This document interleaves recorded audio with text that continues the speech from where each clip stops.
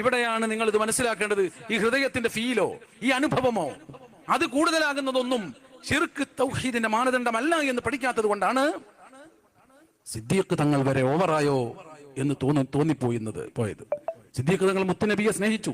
എത്ര ആട് സ്നേഹിച്ചു, എല്ലാറ്റിനേക്കാളും സ്നേഹിച്ചു, മതിമറന്ന് സ്നേഹിച്ചു. സിദ്ദീഖ് തങ്ങൾക്ക് ഇങ്ങനെ ഒരു അളവ് പോലെ പറഞ്ഞു കൊടുക്കാൻ ഒരു മൗലവിയും ഉണ്ടായില്ല.